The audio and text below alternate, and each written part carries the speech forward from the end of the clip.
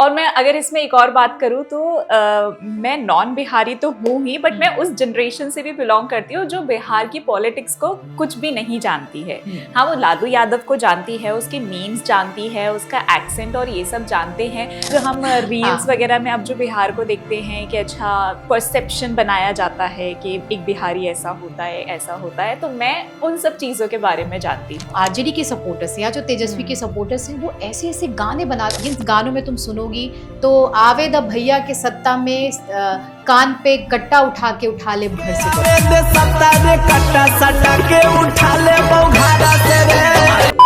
मतलब इसका मतलब हिंदी में कि भैया जी सत्ता में आएंगे, सरकार बनेगी तो कट्टा के बल पे तुमको हम घर से उठा। अरे देवा।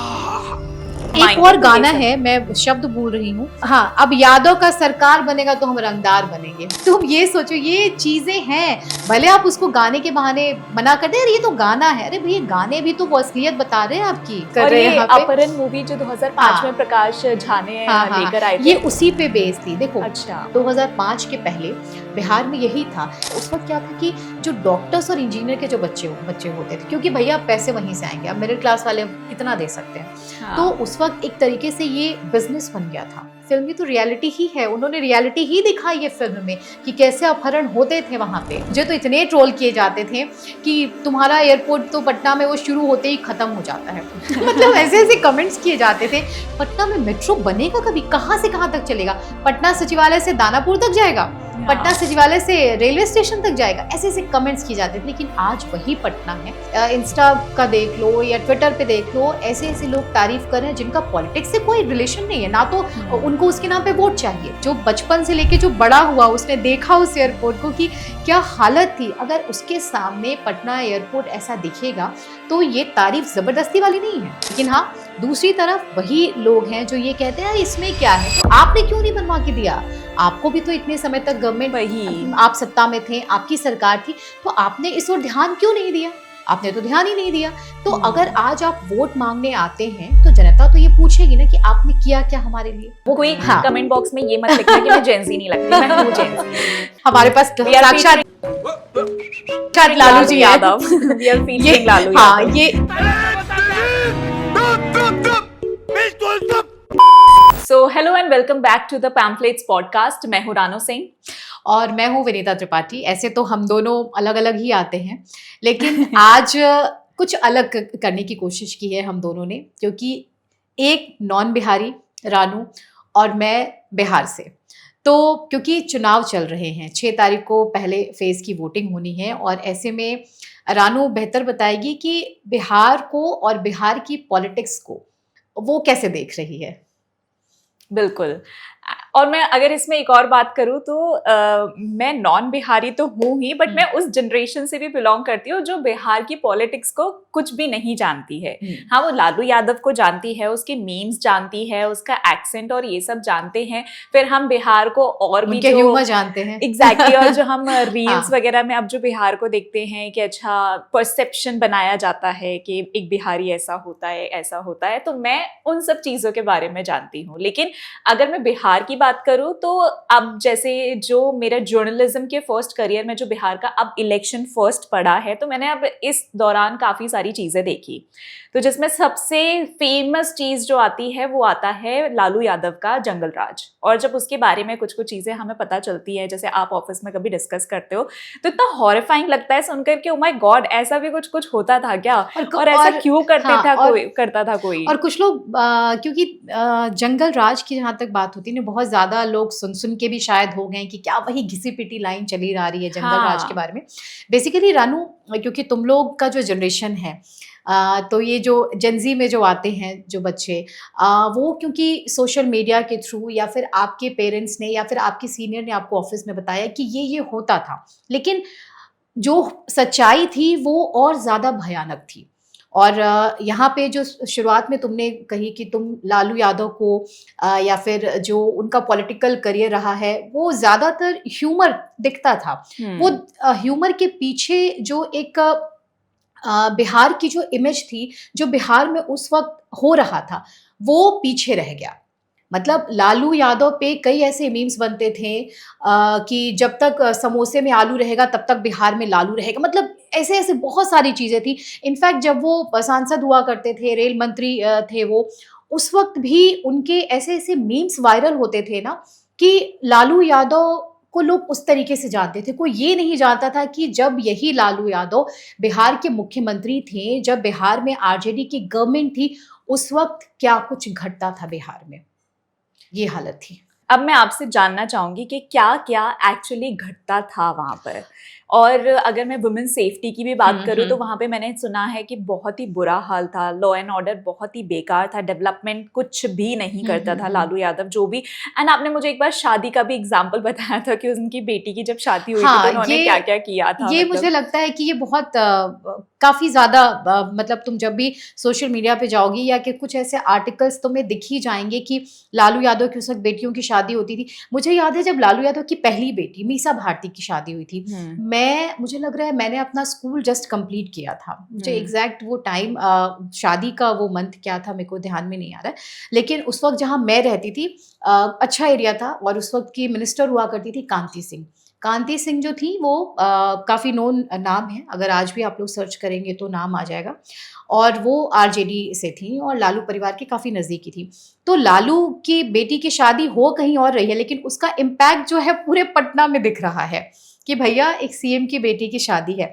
तो ये सब जानते हैं, और बहुत लोगों को पता है कि कैसे उनकी बेटी की शादी में मतलब समझो कि नई गाड़ियों को ले लिया जाता था, जाके नए शोरूम, गाड़ियों के जो शोरूम है वहां से उठा लिया जाता है, फूल बाहर से आ रहे हैं, मतलब पूरा जो एक सरकारी महकमा जो है वो लग जाता था खातिरदारी में। मतलब तमाम जो बड़े जो नेता बाहर से जो आ रहे हैं, बड़े बिजनेसमैन जो आ रहे हैं, वो नई गाड़ियों में ही बैठ के आते थे। उनके लिए होटल्स जो बुक होते थे, होटल वालों को पैसे तक नहीं मिलते थे। तो ये एक पार्ट था। उसके अलावा अगर लालू परिवार के बाहर निकलो तो लालू परिवार के बाहर की हालत ये थी। इनफैक्ट मैंने अपनी ऑटोबायोग्राफी भी जो बनाई थी रानू से, मैंने बताया था कि ये जो टर्म है, अगर हम जंगल राज शब्द ना भी यूज करें, हालांकि बहुत लोगों को आपत्ति हो रही है कि जंगल राज शब्द क्यों बार बार बताया जा रहा है, अब तो 20 साल के बाद की बात हो गई, लेकिन 20 साल का वो जो डर था ना, अब जो जिन लोगों ने उस फेज को देखा है, और अब जो मुझे लग रहा है जो 50 या 60 वाले एज में होंगे, वो तो उन्होंने देखा है उस चीज को, उन्होंने फेस किया है। मैं क्योंकि कैपिटल में रही पटना में, तो शायद पटना में आप ऐसे जगह रहते हो जहाँ पे सारी मुख्यमंत्री बैठता है, जहाँ पे बड़े ऑफिसेज हैं, जहाँ पे पूरा, जहाँ से पूरी सरकार चलती है, पूरा राज्य जहाँ से चलता है। हालांकि वहाँ बहुत ज़्यादा इम्पैक्ट नहीं हो सकता, लेकिन जो डिस्ट्रिक्ट हैं, जो छोटे कस्बे हैं, वहाँ पे हालत सही में बहुत ख़राब थी, ये हालत था। और एक्चुअली इस चीज़ से हम शायद से इसलिए भी नहीं रिलेट कर पाते हैं क्योंकि अब चीज़ें इतनी सुधर चुकी है कि जो जैसे मेरे फ्रेंड्स हैं वो इतनी छोटी छोटी बात पे भी अब नरेटिव में आकर कंप्लेन करते हैं कि वो गॉड ऐसी है गवर्नमेंट, ऐसी है गवर्नमेंट। बट जो चीज़ अगर हम लोग कंपेयर करें, जैसा आप बताते हो, और जो लोगों ने फेस किया है, तो अगर उस चीज़ से आकर हम आज का टाइम देखें तो वो काफ़ी इम्प्रूव हो चुका है। रानू देखो क्या हुआ था, 2005 का जो समय था, 2005 से पहले एक जंगल राज वाला टर्म आता था, और 2005 से जब नीतीश ने ओथ ली, नीतीश कुमार जब सीएम बने, उसके बाद नीतीश के साथ ही सुशासन एक वर्ड जुड़ा।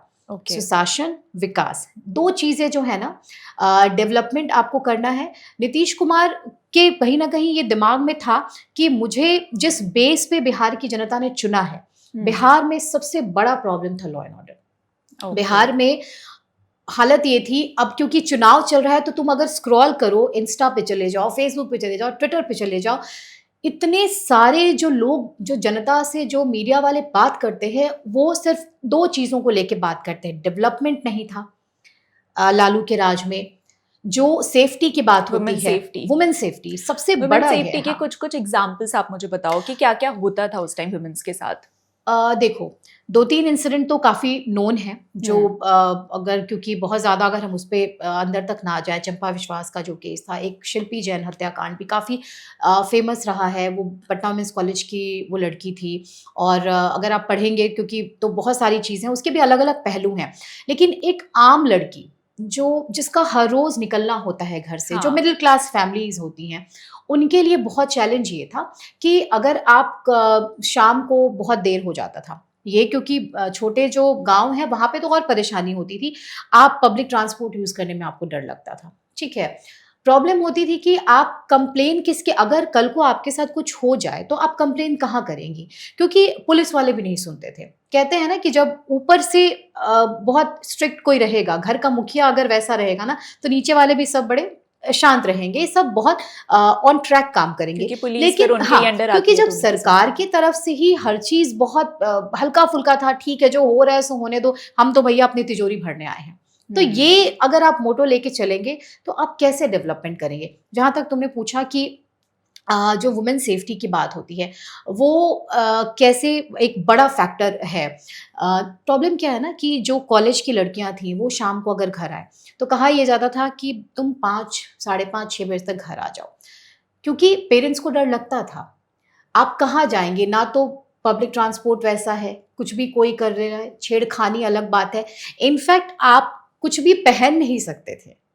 मतलब आज अगर तुम पटना, बिहार कहीं भी जाओ, बिहार की लड़कियां आज दिल्ली आके जॉब करती हैं, तुम उनसे पूछो, उनको देख के तुम्हें लगेगा कि सब कहते हैं बिहार बहुत पिछड़ा था। मतलब हर तरीके से ना बिहार को बहुत हमेशा से ऐसा प्रेजेंट किया गया है कि गरीब होते हैं वहां पे, खैनी खाने वाले लोग होते हैं, जो मेट्रो गंदी करते हैं वो बिहारी गंदी करते हैं, और वो ये बिहारी होगा, एक्सेंट ऐसा होता है। वो मतलब कुछ भी अगर खराब हो ना वो सीधे जाके बिहारियों की इमेज के साथ जोड़ दिया, ये तो पक्का बिहारी लेकिन होगा। एक चीज में बिहारी सबसे ज्यादा होता है कि उनके लिए बोला जाता है कि बिहारी इंटेलिजेंट बहुत होते हैं, दिमाग से बहुत। इवन हमारी अगर मीडिया की भी बात की जाए मैम, तो मीडिया में भी जैसे अगर ट्रेडिशनल मीडिया में भी जाया जाए, और जैसे हम भी, जैसे आप भी बिहार से हो, वहां पे भी कितने लोग बिहार से हैं। मतलब मुझे तो ऐसा लगता है कि बिहार के जो लोकल लोग भी है ना, उनके पॉलिटिक्स ना वेन्स में है बहुत। अरे मतलब जो फर्स्ट टाइम वोटर्स हैं, अगर तुम उनसे पूछो कि भैया किसकी गवर्नमेंट आ रही है और आपको क्या लगता है क्यों ये, अगर नीतीश की गवर्नमेंट आएगी तो क्यों आनी चाहिए, और अगर आप आरजेडी को नहीं चाहते हैं तो क्यों नहीं चाहते हैं, मतलब लंबा चौड़ा एक्सप्लेनेशन है उनके पास इस चीज के लिए। और जहां तक तुमने कहा कि बड़े ब्रिलियंट होते हैं और जो पब्लिक सर्विसेज में बहुत सारे बिहार, हाँ बहुत सारे हैं। मैं फिल्म सिटी जब आई थी, फिल्म सिटी में मैं दिल्ली आई थी 2009 में, और 2009 के बाद 2010 के अराउंड, उस वक्त ना एक खासतौर पे जो दिल्ली की लड़कियां होती हैं या फिर और अलग जो दूसरे स्टेट की लड़कियां होती हैं, उनका बिहारियों के लिए बड़ा ऐसा परसेप्शन होता है, ये क्या करेगी, ये क्या बोलेगी, मतलब ये जब मुंह खोलेगी तो हम ये कर रहे हैं, हम वो कर रहे हैं। लेकिन जब आप अपने काम में आते हैं तो वो भाषा, वो मर्यादा, मतलब हर एक चीज, अगर आप एक न्यूज एंकर हैं तो आपको पता होता है कि आप क्या बोल रहे हैं। और मुझे लगता है कि आप जब काम करते हैं तो काम में आपका जो बिहार हो या हरियाणा हो या यूपी हो, वो सब नहीं देखना चाहिए। घर अलग चीज होती है। आप स्टेट में आप अपने घर पे कैसे बात करें, लेकिन जब प्रोफेशनली जब उस काम को करते हैं तो आप बिल्कुल अलग होते हैं। तो वहां पे ये होता है, अच्छा मुझे तो लगा था कि तुम ऐसे बात करोगी, लेकिन तुम तो ऐसे बात करती हो, मतलब उनका way of talking. In fact film city में चले जाओ, तो जब मैं पहली बार जब फिल्म सिटी गई, मुझे बड़ा ये लग रहा था कि मैं हम बोलूं, मैं बोलूं, मतलब आप सोचते हैं, उस वक्त मैं ये सोच रही थी कि कहीं ऐसा ना हो कि अगर मैं हम बोल दें तो पता नहीं एचआर क्या सोचेगा, या जो मेरे सामने जो एडिटर बैठा है वो इंटरव्यू लो तो वो क्या सोचेगा। तो ये हेसिटेशन था पहले, और इस बात को आप डिनाई नहीं कर सकते हैं। और नहीं, आप सही बोल सकते हो, मतलब माइट भी होगा। और लेकिन आज की जनरेशन में मैं ये डिफरेंस देखती हूँ कि जैसे कि आपको इतना जज किया गया था, मैं नॉन बिहारी हूँ और मैंने इतने स्मार्ट लोग देखे हैं अपने साथ जो बिहार के हैं, और वो इतनी अच्छी अच्छी जगह अपने आप को प्रेजेंट करते हैं, बीट जर्नलिस्ट और एनी अदर फील्ड। तो वहाँ पे वो बहुत अच्छे से, और वो मैं उनको फिर ये नहीं जज करती हूँ कि ओ हो बिहार से हैं, या कोई भी परसेप्शन नहीं आता मेरे माइंड में। मेरे माइंड में तो यही आता है कि ओ। और सोचो रानू, जिस बिहार को आज हम हमेशा एक जंगल राज वाला तो टर्म है ही, अच्छा लालू के स्टेट से हैं आप, वहां तो ऐसे होता है, वहां तो लड़कियां शाम को निकल नहीं सकती हैं। अच्छा ये भी आपको सुनना पड़ता ये सारी चीजें बहुत बोलते हैं, मेरे साथ ही नहीं, मुझे लग रहा है कि जो बिहार से कुछ समय पहले जो आते होंगे उनको ये फेस करना पड़ता था। वहां पे तो लड़कियां जीन्स नहीं पहन सकती, मतलब ऐसी ऐसी चीजें बोली और गई। ये भी तो हुआ था ना कि उनके टाइम पर फिर काफी लोगों ने ना माइग्रेट करना स्टार्ट कर दिया था, ट्रेन भर भर के आती थी। और मुझे भी याद है जब मैं बहुत छोटी थी तो हम लोग ट्रैवल जब करते थे तो जो बिहार से ट्रेन आती थी उसमें वॉशरूम में तक लोग भरे रहते थे, और ये मैंने खुद देखा है, और ये मेरी बहुत कोर मेमोरी में है, क्योंकि मैं बहुत छोटी थी। क्योंकि वॉशरूम में अगर लोग भर भर के आ रहे थे बहुत बड़ी बात होती है, नोटिसेबल होता है ये। देखो जो लेबर क्लास के लोग होते हैं वो मतलब आज भी जाते हैं, इस बात से डिनाई नहीं कर सकते। तमिलनाडु हुआ, पंजाब हुआ, कुछ कुछ ऐसे स्टेट हैं जहाँ पे, मुंबई हुआ, बहुत बिहारी जाते हैं, वहाँ पे काम करते हैं।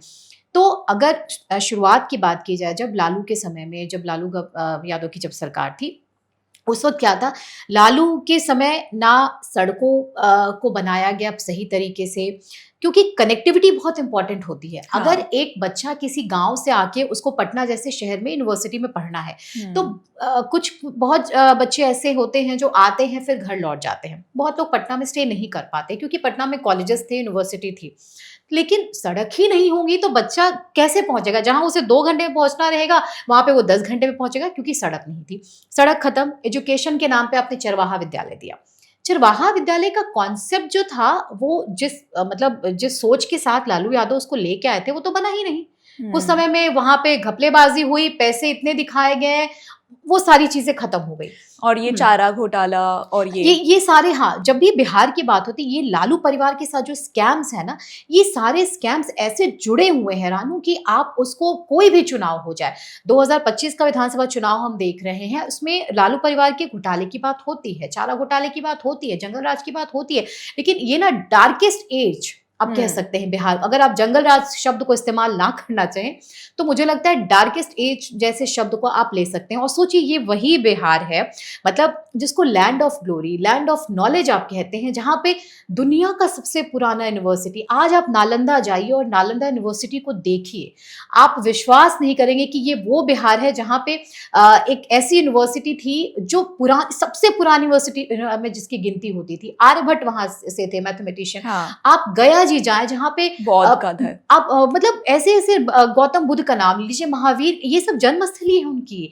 आप कैसे हमेशा बिहार को एक गरीब, अशिक्षित, जंगल राज जैसे शब्दों के साथ जोड़ सकते हैं? लेकिन हाँ, जंगल राज का मतलब ये नहीं था कि एक बड़ा जंगल है जहाँ पे कोई घूम रहा है। दरअसल जिनको सत्ता सौंपी गई, उन्होंने ही उसको उस हाल में ला के रख दिया कि लोगों ने, मैं तो कहूंगी जंगल से भी बदतर, क्योंकि जंगल में भी जो जानवर होते हैं ना, अगर कोई बाहरी आके उन्हें मारता है तो वो आते हैं मदद करने, लेकिन यहाँ तो ऐसी हालत थी कि हमें कोई मतलब नहीं है, हम अपनी आराम से सत्ता का सुख भोग रहे हैं, हमें अपनी तिजोरी भरनी है। तो ये हालत थी बिहार की। और इसी वजह से लोग इतने हॉरिफाइंग उनका एक्सपीरियंस था, जिसकी वजह से फिर उन्होंने 2005 में नीतीश कुमार ने डिसाइड किया था और कि मैं लॉ एंड ऑर्डर वाले और उस पर उन्होंने पॉलिटिक्स ये रखी थी एक बहुत इंपॉर्टेंट फैक्टर था, क्योंकि लोगों को उस वक्त ये नहीं था कि रातों रात कोई करिश्मा हो जाए। अगर कोई सरकार रही है और इस सरकार ने इतना डैमेज किया है बिहार को हर लेवल पे, तो आप ये उम्मीद तुरंत नहीं कर सकते कि नीतीश जी के हाथ में कोई जादू की छड़ी है, घुमाएंगे और रातों रात बिहार जो है बिल्कुल डेवलप स्टेट में काउंट हो जाएगा। लेकिन नीतीश ने सबसे पहले जो काम किया वो लॉ एंड ऑर्डर को सही किया। क्योंकि लॉ एंड ऑर्डर बहुत जरूरी था। जो गाँव की लड़कियां थी, जो कस्बे होते हैं, उन लड़कियों को जो पढ़ नहीं पाती थी, और आप यकीन नहीं मानेंगे, कई ऐसे गांव हैं जहां पे पेरेंट्स नहीं भेज पाते थे अपनी बेटियों को स्कूल, नीतीश कुमार ने उन बच्चियों को साइकिल दिया। वो साइकिल उनके लिए एक जरिया बना स्कूल तक पहुंचने के लिए। कहीं से तो शुरुआत करनी थी। तो लॉ एंड ऑर्डर और डेवलपमेंट, ये दो चीजें नीतीश के नाम पे सुशासन का टैग लग गया, जिसमें उन्होंने सबसे बड़ा रोल प्ले किया वुमेन्स के लिए। बिल्कुल किया, क्योंकि सेफ्टी इंपॉर्टेंट थी। आप ये सोचो, आज नीतीश कुमार, आज भी लोग कहते हैं कि नीतीश की जो एनडीए की जो सरकार है, एनडीए के जो नेता हैं, वो जंगल राज को, इनफैक्ट ये अगर हमें तो लोग गोदी मीडिया कह के कह देते हैं कि इनका तो ये नैरेटिव चला रहे हैं, लेकिन आम जनता जो कह रही है, हमारे कितने ग्राउंड रिपोर्ट्स आए हैं, हमारे जो रिपोर्टर बिहार में चुनाव कवर कर रहे हैं, उनकी रिपोर्ट्स में हमने देखा, हम तो उनसे जबरदस्ती नहीं कह रहे हैं कि भैया आप बोलो, लेकिन वो कह रहे हैं कि ये था जंगल राज। हम आज के समय में रात को 12 बजे एक महिला अपना दुकान खोलती है और दुकान बंद करके वो घर जाती है, महिला अपना घर चला रही है, लेकिन कल 12 बजे तुम ये सोचो, 6-7 बजे पटना का मौर्या लोग, काफी ज्यादा नोन वो कॉम्प्लेक्स है, बहुत लोग आते हैं, बैठते हैं वहां पे, खाना पीना, 7 बजे के बाद शटर डाउन कर दी जाती थी। क्यों? क्योंकि आरजेडी वाले जो हैं, या जो वैसे सपोर्टर्स हैं उनके लालू के, वो आते थे, कुछ भी कपड़ा उठाया, ये पैक कराया, वो पैक कराया, बिल के नाम पे कुछ नहीं। तो ये हालत है। कितने डॉक्टर्स, कितने इंजीनियर्स चले गए वहां से, क्योंकि और एक और इम्पोर्टेंट चीज जब डिस्कस हो रहा है, तो उस समय लालू के समय एक और बड़ा वो था कि जो किडनैपिंग एक बिजनेस बन गया था। Oh my God. और तुम ये सोचो कि किडनैपिंग भी ऐसे वैसे नहीं कि हम लाख 2 लाख मांग रहे हैं। कई केसेस में जो छोटे गांव हुआ होते थे या कस्बे होते थे, 5 से 10 हज़ार रुपए तक के लिए किडनैपिंग की जाती और थी। उस टाइम पे फिर मतलब वो भी बहुत होता था मतलब हाँ, आप और ऐसा भी नहीं कि ये बहुत एक कह सकते हैं कि वैसा क्राइम था कि हम किसी से दुश्मनी हो या हो। अगर किसी के पास पैसे नहीं है गांव में, तो भैया क्या करें, तो किसी टीचर के बेटे को उठा लिया, तो 5,000 दे दो, 5,000 दे दोगे तो टीचर के बेटे को छोड़ देंगे। बाप रे, तो ऐसे था, इनफैक्ट उस फुल पे ऑन गुंडागर्दी ऐसी थी और बिजनेस था वहां पे। और माना तो ये भी कहा जाता है, अगर तुम सुनो पढ़ोगी या देखोगी सोशल मीडिया पे, और ये जो प्लानिंग होती थी किडनैपिंग की, ये कई बार ऐसा होता था कि ये सब कुछ सरकार के नॉलेज में है, कब किसको उठाना है, कब किसके लिए कितनी फिरौती लेनी है, कब डॉक्टर के बेटे को उठाना है, कब इंजीनियर को उठाना है। तो ये सारी चीजें सरकार के नॉलेज में थी। तुम ये सोचो, ये हालत थी। और उसके बाद भी कोई एक्शन नहीं लिया जाता था, सारे केसेस को कुछ ऐसे भी ही नहीं, दबा दिया पुलिस जाता वाले के था। पास भी आप नहीं जा सकते थे, क्योंकि एक कहते हैं ना, पुलिस और थाने से लोग, बड़ा जो नॉर्मल लोग होते हैं, जनता नहीं बचना चाहती है। इवन रेप केसेस को भी ऐसे ही दबा दिया जाता था। बहुत जगहों पे है। एक तो परिवार उस वक्त उस कंडीशन में नहीं होता है, उनको लगता है कि हमारी बदनामी होगी। और उस टाइम पे तो ये वाली बात बहुत बड़ी होती थी। हाँ, पुलिस के पास आप जाएंगे, पुलिस आपको ना, मतलब आपका एक तरीके से ना, वो क्या मैं बोलूँगी, वो हालत ही नहीं छोड़ सकती है कि आपको लगा कि नहीं, यहाँ तो मैं अपने परेशानी बताने आई हूँ, ये उल्टे और मुझे परेशान कर, मतलब आपके दुख को और बढ़ा दिया जाएगा, आपसे ऐसे ऐसे सवाल पूछे। थाने उस वक्त वैसे थे ही नहीं रानू, कि आप थाना जाने का मतलब होता था कि बदनामी हो जाएगी हमारी। मतलब जो कहते हैं ना, कोर्ट कचहरी का चक्कर लगाना बड़ा बदनामी वाला काम है। एक ऐसे कहावत के तौर पे भी लोग कहते हैं, कौन जाए कोर्ट कचहरी के चक्कर लगाने। तो ये था, कोई नहीं जाना चाहता, पुलिस के पचड़े में जो कहते हैं ना, कोई फंसना नहीं चाहता था। तो ये हालत थी। अभी जो रिसेंटली कुछ ही दिन पहले की बात है, तो उसमें काफी ट्विटर पे ट्रेंड हुआ था वो वीडियो, जिसमें ना इंडिया टुडे की जो सीनियर एडिटर थी, उन्होंने ये कहा था कि जो भूरा बाल था वो भूरा बाल साफ करो। हाँ, भूरा बाल हाँ, साफ हाँ। करो एक सही चीज थी जो किया गया। और फिर उस टाइम पे मुझे ये भी नहीं पता था कि भूरा बाल क्या है, क्योंकि उस वीडियो के बाद ही जब लोगों ने डालना स्टार्ट किया और उन्होंने बोला कि हाउ कुड शी इवन से दिस, कि भूरा बाल सही चीज थी, साफ करो, कैसे हो सकता है। इवन फिर मुझे पता चला कि जेनोसाइड थी। और फिर इसके बारे में अब आप बताओ। वो आई थिंक मुझे लग रहा है वो बिहार से ही है।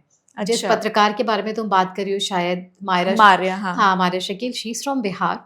और उनके फादर जो थे वो आरजेडी के नेता भी थे। ओके। तो अगर वो ये बात कह रही हैं तो बहुत ज्यादा इसमें हम सवाल उठाएं, क्योंकि जिसके पिता ही आरजेडी से निकले हों, जिसके पिता ही लालू के साथ रहे हों, और जो जहां तक बात है ये भूरा बाल साफ करो, भूरा बाल साफ करो, ये जो एक समय था बिहार में कि जो अपर कास्ट वाले लोग होते थे रानू, मैंने तुमको एक एग्जाम्पल दिया भी था, मैं अपना टाइटल नहीं लगाती थी।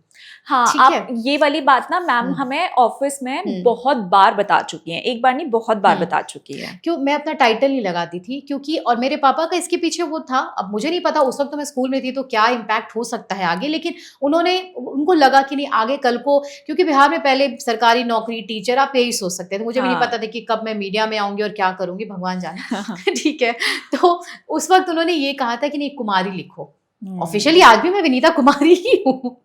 ठीक है, तो ये इम्पैक्ट था। जो अगर आप अपर कास्ट के हैं, माना ये जाता था कि उस वक्त जो यादव हैं या फिर जो नीचे के जो तबके हैं, उनको एक तरीके से प्रायोरिटी दी जाएगी, लेकिन जो अपर कास्ट वाले हैं उनके लिए परेशानी हमेशा, चाहे वो भूमिहार हो, ब्राह्मण हो, कायस्थ हो, राजपूत। भूमिहार, भूरा बाल साफ करो, जो भूरा का जो पूरा जो टर्म है ना, वो यही है, भूमिहार, राजपूत, ब्राह्मण और कायस्थ।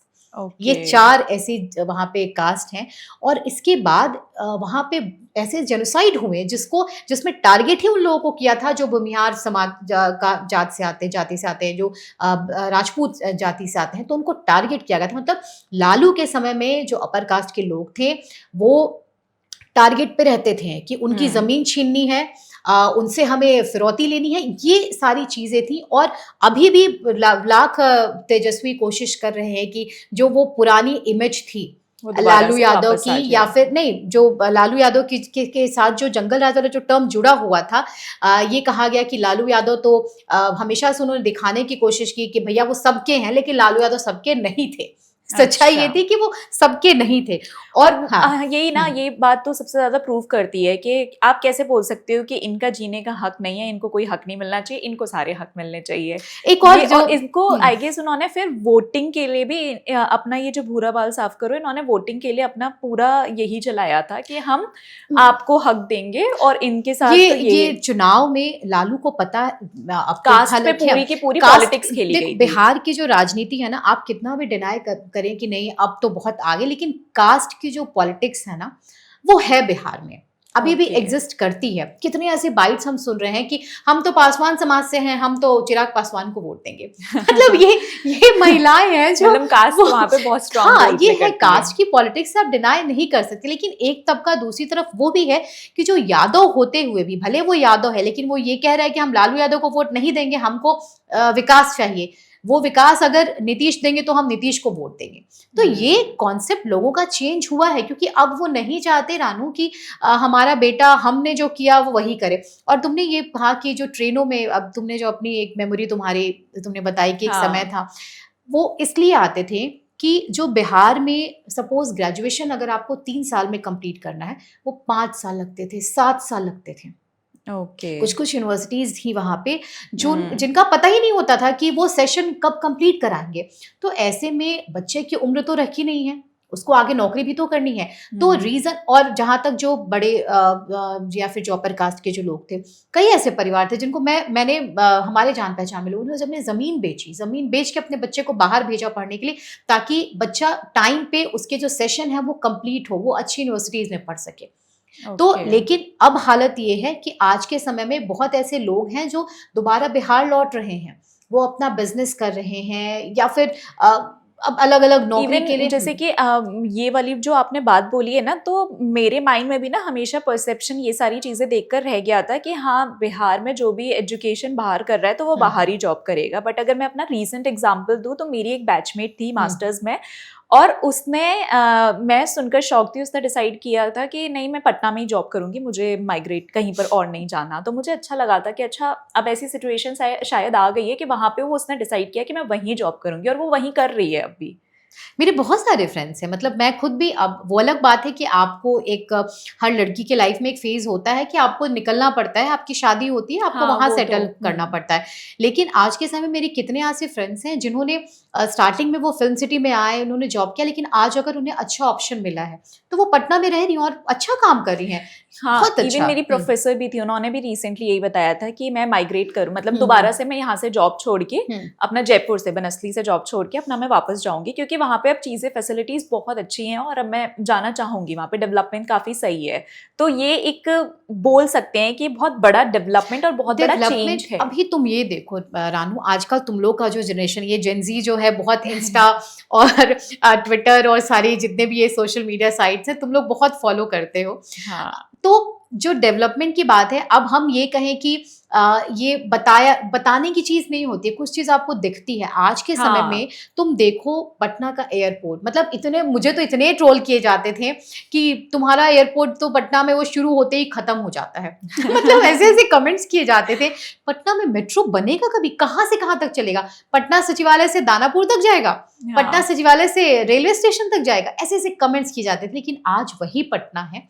आप सोचो कि जहां पे मेट्रो चल रही है, पटना एयरपोर्ट आप उठा के देख लो, इंस्टा का देख लो या ट्विटर पे देख लो, ऐसे ऐसे लोग तारीफ कर रहे हैं जिनका पॉलिटिक्स से कोई रिलेशन नहीं है, ना तो उनको उसके नाम पे वोट चाहिए। जो एक आम जनता है, जो बचपन से लेके जो बड़ा हुआ, उसने देखा उस एयरपोर्ट को कि क्या हालत थी, अगर उसके सामने पटना एयरपोर्ट ऐसा दिखेगा तो ये तारीफ जबरदस्ती वाली नहीं है। हाँ, आप खुश होते हैं अपने स्टेट के डेवलपमेंट को देख के। मैं सोच रही हूँ कि मुझे कब मौका मिलेगा मैं पटना जाऊं और अपने एयरपोर्ट को देखूं। तो ये क्यूरियोसिटी है पटना। हाँ, ये क्यूरियोसिटी होती है। आप अपने स्टेट को बढ़ता देखना चाहते हो, अपने देश को बढ़ता देखना चाहते हो। लेकिन हाँ, दूसरी तरफ वही लोग हैं जो ये कहते हैं इसमें क्या है, तो आपने क्यों नहीं बनवा के दिया? आपको भी तो इतने समय तक गवर्नमेंट, आप सत्ता में थे, आपकी सरकार थी, तो आपने इस ओर ध्यान क्यों नहीं दिया? आपने तो ध्यान ही नहीं दिया। तो अगर आज आप वोट मांगने आते हैं तो जनता तो ये पूछेगी ना कि आपने किया क्या हमारे लिए। तो ये सारे पहलू हैं और ये सारी चीजें इलेक्शन के समय बहुत इंटरेस्टिंग हो जाती हैं। और रानू, जैसा तुमने कहा कि बिहार की जो पॉलिटिक्स है ना, बहुत इंटरेस्टिंग है और हर जनरेशन चाहे वो एक फर्स्ट टाइम वोटर हो या फिर जो 60 साल का बुजुर्ग जो राजनीति को जिसने देखा है, वो अपने में इतने ज्यादा मैच्योर है ना कि तुमको उधर से जवाब सारे वैसे ही बिल्कुल तर्क वाले जवाब मिलेंगे। ये नहीं कि सिर पैर की बातें बोल दी, बहुत तर्क वाले जवाब देते हैं वो बच्चे। वैसे अब ये भी है ना कि लालू यादव अब इलेक्शन नहीं लड़ सकते हैं।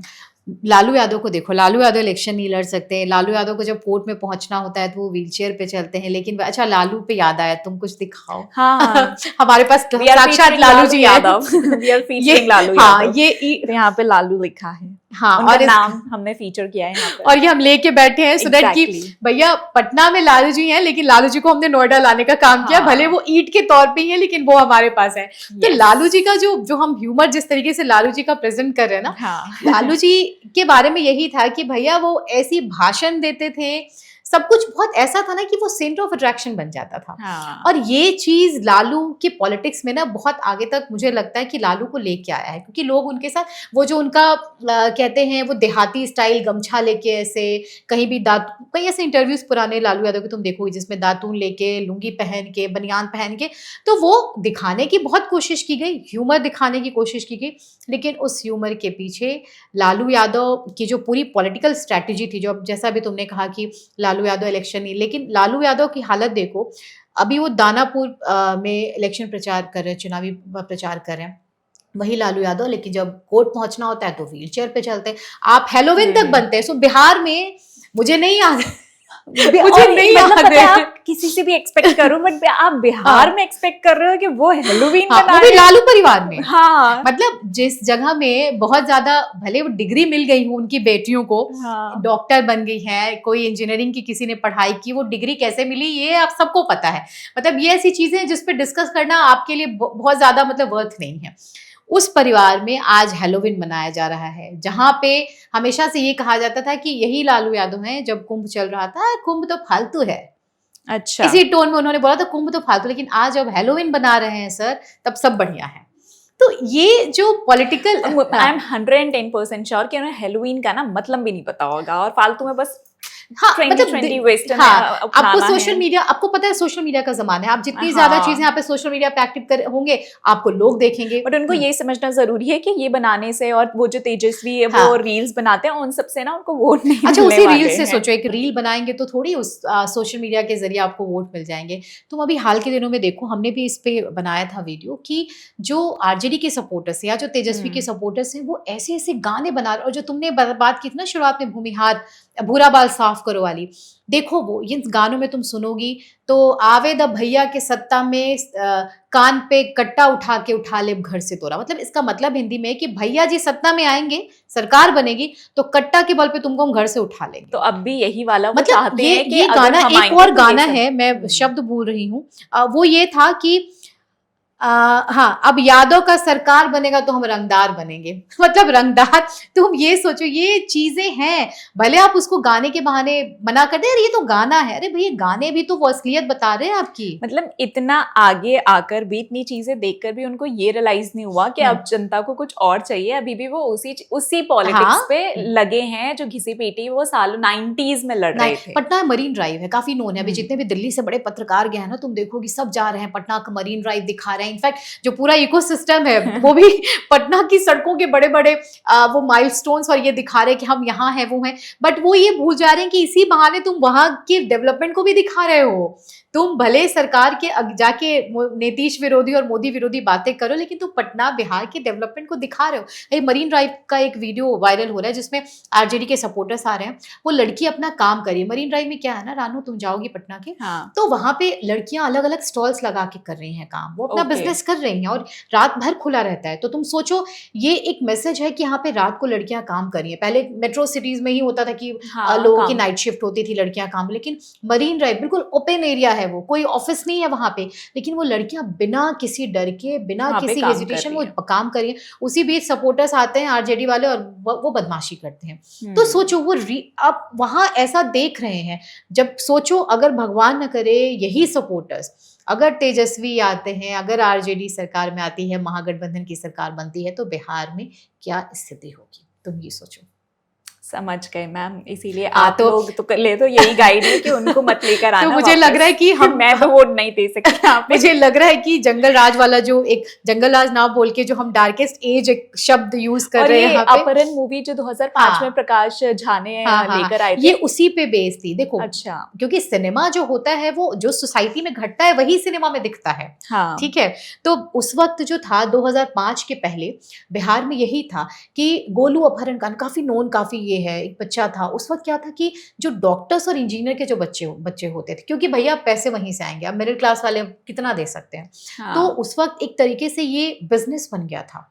और उसी फिल्म को देख, वही घटना जो हुई पूरे बिहार में, उसके बाद प्रकाश झा जो कि खुद बिहार के हैं, उन्होंने ये मूवी बनाई थी अपहरण पे और काफी नोन हुआ था। भले आज लोग कहें कि फिल्म तो है, लेकिन फिल्म भी तो रियलिटी ही है, उन्होंने रियलिटी ही दिखाई है फिल्म में कि कैसे अपहरण होते थे वहां पे। आपने तो काम भी किया उनके साथ। हाँ, प्रकाश झा का एक चैनल हुआ करता था, मैं बहुत ज्यादा इंडोर्स नहीं करी हूँ। हाँ, तो ये है मूवीज जो है, ये बताया था कि बिहार में उस वक्त की स्थिति क्या थी और कैसे ये सारी चीजें सरकार के नॉलेज में, सरकार के माना ये जाता है कि जहाँ से सारा जो बिहार के जो सरकारी कामकाज होते थे, मंत्रियों को इस बात की जानकारी होती थी, सब कुछ बड़ा प्लान वे में चलता था कि हाँ कहाँ से किसको उठा, पूरी रेकी होती थी पहले, तब ये काम होता था। तो ये फिल्म थी अपहरण।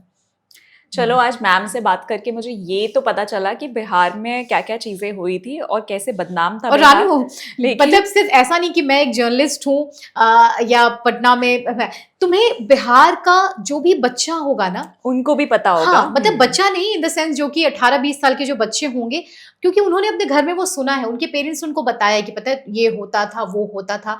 तो ये सिर्फ मैं नहीं, तुम अगर किसी से भी मिलोगे ना, वो तुमको ये सारी चीजें बताएगा। मुझे हो सकता है कुछ लोग गए क्या ये कहाँ से बोल रही है। जब मैंने अपनी ऑटोबायोग्राफी बनाई थी, 2 मिनट का समय लूंगी, हाँ, तो उस वक्त मुझे ये लगा था कि मुझे कहा जाएगा क्या बोल रही है, लेकिन तुम्हें विश्वास नहीं होगा, जितनी भी चीजें थी, मैंने जितने भी कमेंट्स पढ़े, उसमें सब ने इस बात को अप्रिशिएट किया कि नहीं, ये चीजें हमने भी झेली है, हमारे साथ भी ये होता था। तो ये थी हकीकत। उम्मीद करती हूँ आज भी यही कमेंट्स आए। आज क्योंकि जो हमने बताया वो सच बताया है। ये पॉडकास्ट हाँ, एक्चुअली बहुत जरूरी था, क्योंकि मैम एक्चुअली बिहार से हैं और मैम उस फेज में थी जहाँ पे उन्होंने ये सारी चीजें देखी हैं। तो इसीलिए मैं, मतलब वो हमको ऑफिस में भी काफी बार बताती रहती थी कि ऐसा हुआ था, ऐसा हुआ था। तो हमने डिसाइड किया कि मैम इस पर बात होनी चाहिए, क्योंकि लोगों को भी पता चलना चाहिए, इवन मेरी जनरेशन को तो पता चलना चाहिए कि ये सब था, ये सब रियलिटी थी। आज की डेट में हम जो इतना डेवलपमेंट वगैरह देखते हैं ना, वो इतना ईजी नहीं था। अरे नहीं, और रातों रात भी नहीं हुआ है। हाँ, ये एग्जैक्टली, रातों रात नहीं हुआ ये। हाँ, तो अब आप कमेंट नहीं, करके। और क्योंकि 6 को फर्स्ट फेज का इलेक्शन है, तो बहुत सोच समझ के वोट कीजिए और आप ये समझिए कि एक वोट क्या कर सकता है, क्या बदलाव ला सकता है, किस तरीके के डेवलपमेंट हो सकते हैं, क्योंकि ये जो राइट है ना, ये बिहार की वोटर के पास है और इस राइट का सही इस्तेमाल कीजिए। बस हमारा काम ये है कि आपको रियलिटी बताना कि क्या था क्या नहीं था। बिल्कुल। तो थैंक यू सो मच कि हम दोनों को वीडियो को हमारे देखिए और बताइए कि हमने जो बताया, या फिर एक जेंजी जो नॉन बिहारी है, अब कोई कमेंट बॉक्स में ये मत लिखना कि मैं जेंजी नहीं लगती, मैं हूँ जेंजी। तो ये जरूर बताइए कि हमने जो बात की, आपको लगता है कि क्या वाकई बिहार ने उसको झेला है और अब बिहार के लोग बिहार दोबारा उस फेज में नहीं जाना चाहता है। ओके, तो इसी के साथ लाइक, शेयर और चैनल को सब्सक्राइब करना मत भूलिएगा, और हमारे वीडियोस को भी लाइक करें। Thank you so much and bye bye.